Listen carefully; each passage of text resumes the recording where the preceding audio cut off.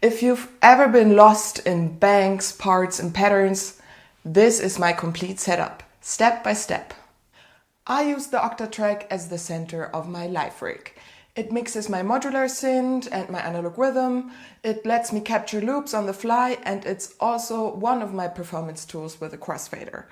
And this video, I'll walk you through my entire live template. Project setup, banks and parts, track mapping, scenes, and finally my looper. And if you want to skip the menu diving, I've made the exact project file I use on stage available. Link is in the description. Okay, first of all, we're gonna open a new project. Click Project, Change, yes. And now create an empty project. I will start from 0 for you. We're gonna call it OT Live Template.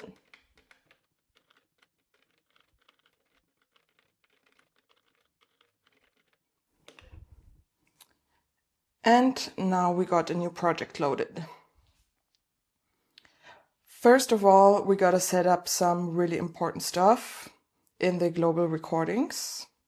So for that, we go again into Project, in System, and Personalize. We check that the Quantize Live Recording box is checked. And then we go into Control and Audio and set up the track 8 as a master.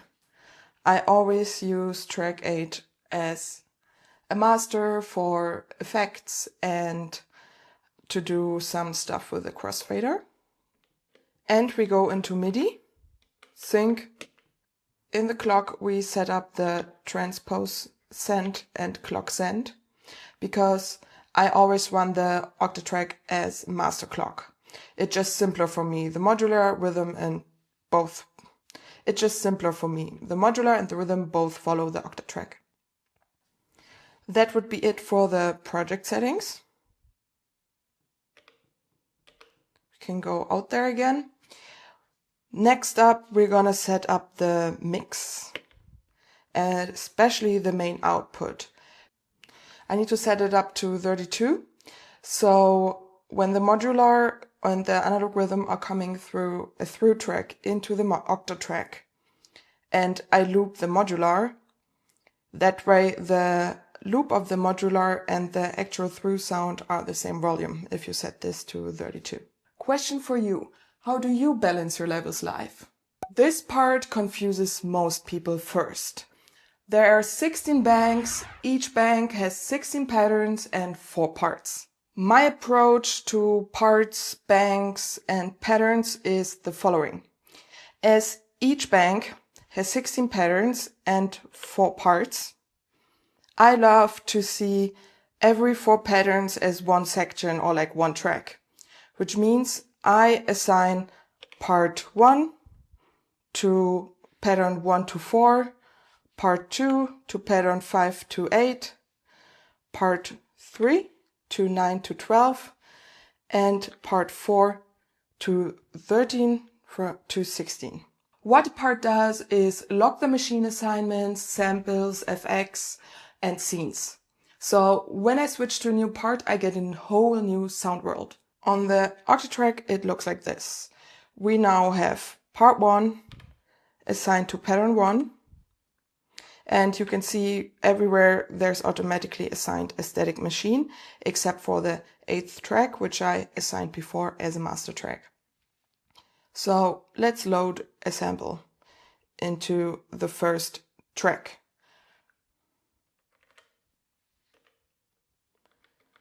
Let's try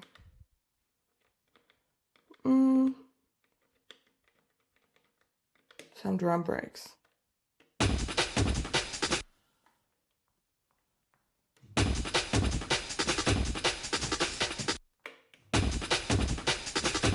Yeah, why not? So I load this here. And you can see each pattern where there's part 1 assigned automatically. You can see the first sample is this breaks loop I just selected. So you can see automatically to each pattern, pattern 1 or part 1 is assigned. So on each track in this bank, there's now on track 1 the breaks loop. But if I take to the second section, for example, the 5th pattern, which I think of section 2, and I assign pattern 2, then you can see if I assign another sample here,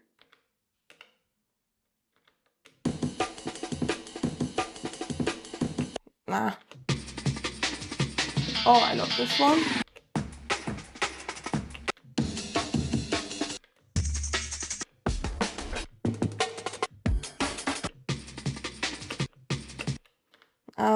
Don't like all of these things. What do I have in Latin loops? Let's take this.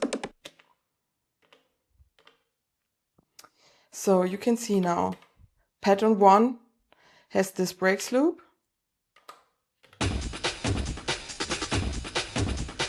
And pattern 5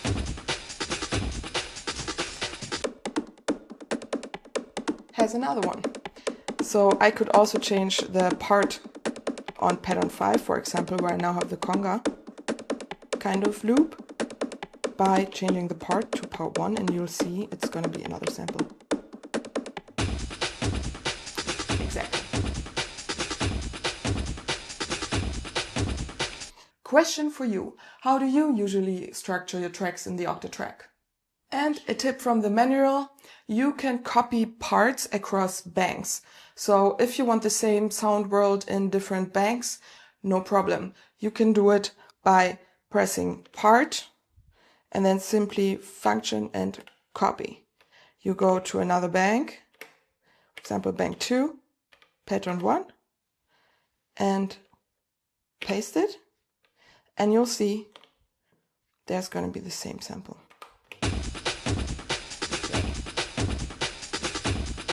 Let's talk about the track layout. I keep this consistent in every project, so I don't always have to think about it again. You can see I have some assignments here on the Octatrack, some labels. They are a little bit not up to date anymore, but I'll show you how I usually use it. So for track 1 to 4 in the sample setup, I usually just leave it like it is with static machines. And for the track 5, I set up in the source a through machine, because this is the through machine for my analog rhythm. I select the input AB. I want it to be stereo, so make sure to choose A and B separate like this. And I crank the volume the whole way up. Track 6 is also a through machine for the modular. I set it up in the input CD and crank the volume the whole way up again. Perfect. Track 7 is my looper track. So I set it to flex, and I will show you how to set up my looper track later. Flex is basically RAM based, so it's really good for live recordings, while static is streams from card and is good for long samples. But you can slice in both options. Question for you. If you would have one more track on the Octatrack, what would you dedicate it to? So this is the layout for the sample side and the mixing side and the looping side of the Octatrack. In the MIDI part, I simply set up the MIDI track 1 to 4 with channel 1, 2, 3, 4, which are then sent via MIDI to my modular, to the Mutant Brain, where I can then use it to sequence, my modular voices. Okay, I'm now gonna quickly set up some sample assignments for you so we have a filled project to work with.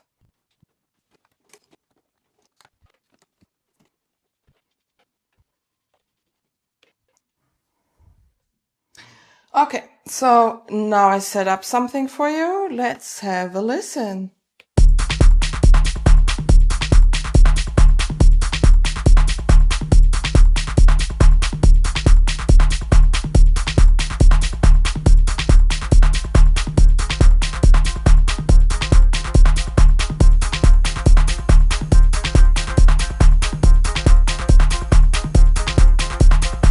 I think that works for demonstration purposes. So let's get to the next topic. Scenes are what makes the Octatrack an instrument. So I'm gonna show you how I set up my scenes. You can see here's a really old tape. I can still read it. But basically I think my scenes as following. I only use them from scene 9 to 12 and 15 and 16. So from the scenes 9 to 12, I have different performance tools, and scenes 15 and 16 are for making my looper work well. The first scene is a low cut to all. Second scene is a high cut to all. The third scene is a low cut only to the drums. And the 12th scene is a low cut to the drums and a delay to the synths, aka mostly the modular track. Scene 15 is for playing through only the modular track, and scene 16 is for playing back only the looper track. So I'm going to show you how I basically set up my scenes. So you press A, and there is scene 9 assigned. You can see it when it's lit in yellow. This scene is to make a low cut to all. I'm gonna play back a loop, but don't push play while holding the scene button because it's gonna clear your scene. But if you press it again, it undoes the scene. So let's listen.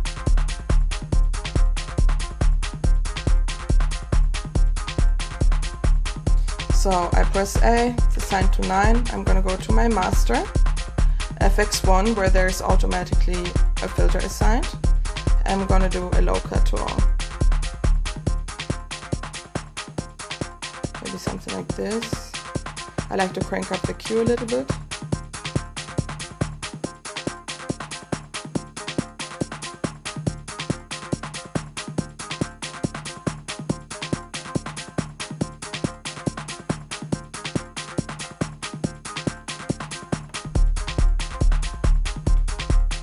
So I needed to assign scene B to an empty scene to hear the difference. So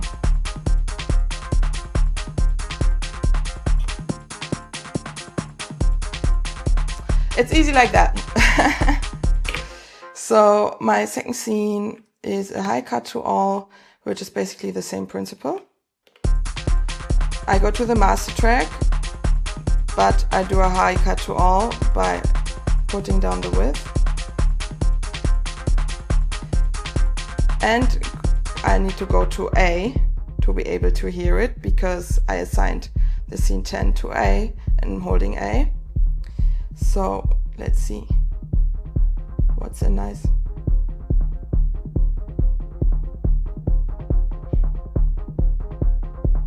Maybe like this.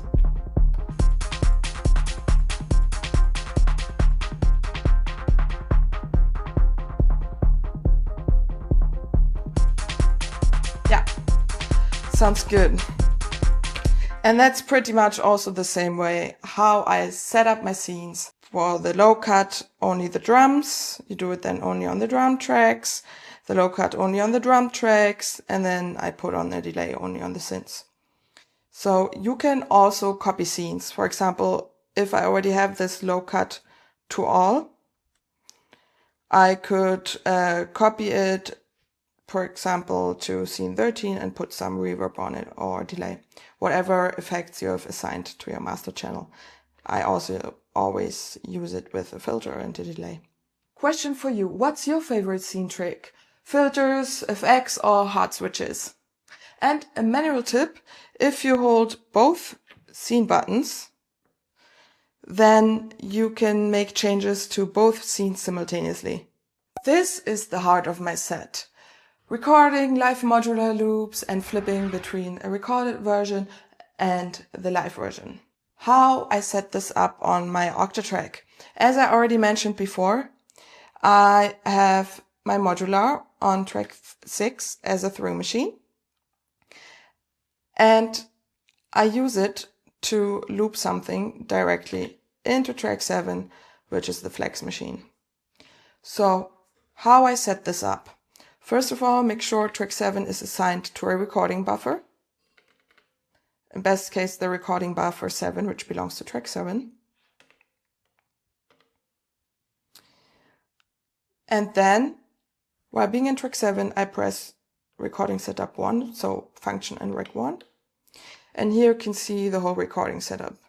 I don't want to use any direct inputs, and the maximum length I want to be 64 steps. I leave trick on 1, and the source is the most important thing, because we want it to loop and record T6, the modular, so you can choose it there. T6, and I put loop on off. Next up, on the setup 2 page, you press function and rec 2. I give very like the smallest fades you can, as in and out, and I put quantize recording to P length. This makes sure that the looper always loops in the bars. This makes sure that the looper always starts the recording when a bar finishes and records like a full 4 pages. So we have the recorder set up. Now, what makes this so special is that I have 2 scenes, as I have told you, which is one the modular through scene 15. This is what I usually have selected as a base scene in each project. And this assures that only the modular is playing back and not the loop track. So I'll hold the scene again. And while being on the looper track, I make sure that this X level is on minimum, so you can't hear it. And on the modular, it's on max. For the scene 16, it's the same. So, but the other way around. So it's the modular which you need to put the level on min, and the looper where I have to put it on max. And now you have the fading track to be able to seamlessly fade between the loop track and the live. I'll show you how this sounds. A is on scene 15, B on scene 16. The synth is coming now from the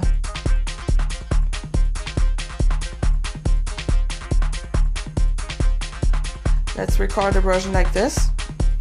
How you use it is we switched on the shortcut, so you can simply press T7 and rec 3 to start recording on a fresh bar.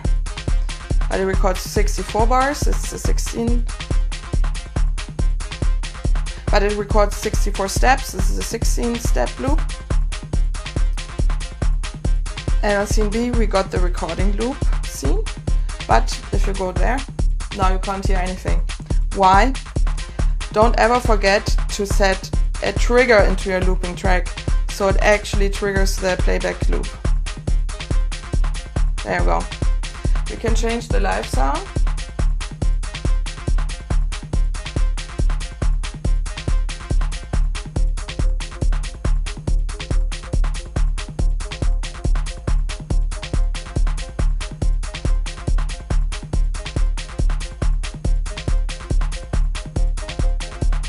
And now you can even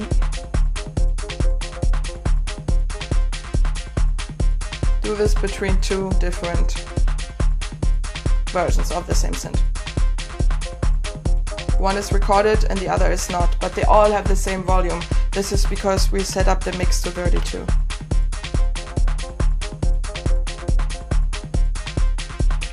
Question for you, would you prefer manual recording like this or an automated recording workflow? Also, never forget to set a trigger on your through tracks, otherwise you're not gonna hear a sound. Okay, so let's have a little jam. Also, one important thing, if you're setting up these scenes, if you don't want the looped sound to be heard, set the X level there also to minimum. Okay, so let's do a short jam.